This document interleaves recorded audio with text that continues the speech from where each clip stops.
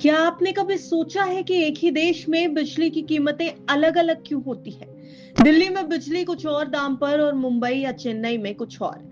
अब सोचिए, अगर कोई ऐसा सिस्टम आ जाए जो पूरे देश में बिजली की कीमत एक समान कर दे, क्या ये वाकई मुमकिन है? सरकार यही करने की कोशिश कर रही है, मार्केट कपलिंग के जरिए।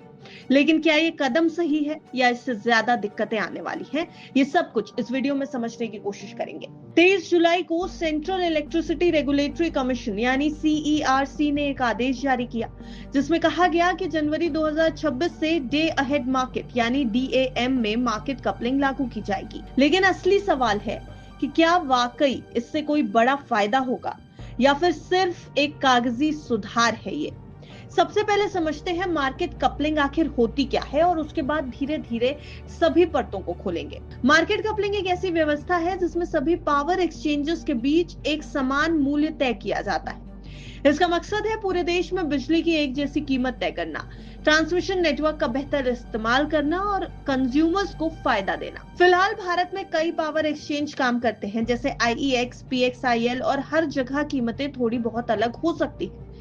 कपलिंग से ये अंतर मिटाने की कोशिश की जाएगी।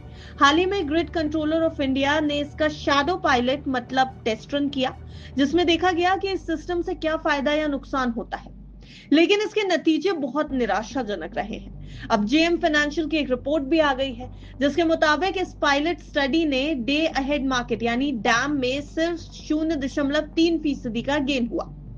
वॉल्यूम यानी बिजली की खरीद बिक्री में सिर्फ 0.2% का फायदा हुआ और रियल टाइम मार्केट में तो फायदा महज 0.1% रहा। अनकॉन्स्ट्रेटेड क्लियर्ड वॉल्यूम का हिस्सा मात्र 0.10% ही था।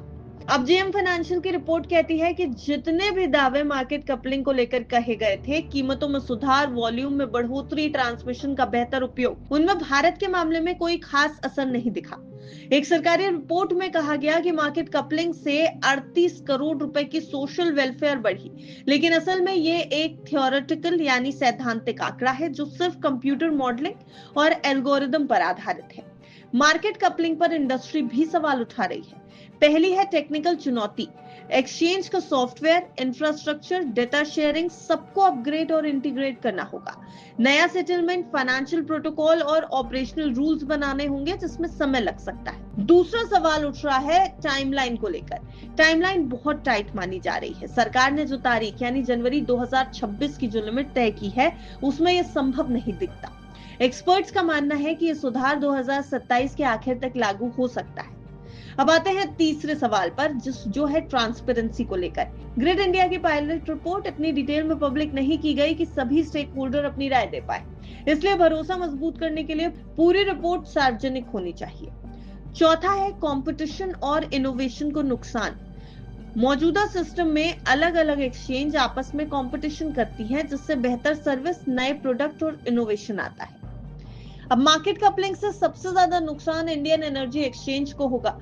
कंपनी का मार्केट शेयर 90% से ज्यादा है। इसका असर कंपनी की आय और मुनाफे पर आ सकता है।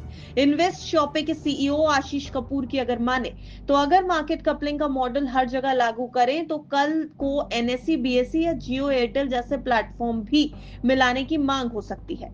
आखिर में ये पूरी तरह कंपटीशन के खिलाफ हो जाएगा। CERC यानी बिजली क्षेत्र का रेगुलेटर भी यही कहता है कि बाजार में सभी खरीदारों और उपभोक्ताओं के लिए समान दाम मिलना चाहिए। पूरी ट्रांसमिशन प्रणाली का ज्यादा बेहतर उपयोग हो सके, मार्केट की ट्रांसपेरेंसी और ईमानदारी बनाए रखी जा सके, इसलिए सरकार का फोकस एक यूनिफाइड प्राइस मैकेनिज्म और इकोनॉमिक बेनिफिट मैक्सिमाइजेशन पर है। लेकिन जो पायलट रिजल्ट्स हैं वो बताते हैं कि इस मकसद में ज्यादा नई बात निकलकर सामने नहीं आई है, क्योंकि मौजूदा सिस्टम पहले ही ट्रांसपेरेंट और कॉम्पिटिटिव है। सरकार को चाहिए कि इस पर दोबारा विचार करे और सभी हितधारकों की राय को लेकर ही कोई बड़ा कदम उठाया जाए। Bureau report, बिस्तक।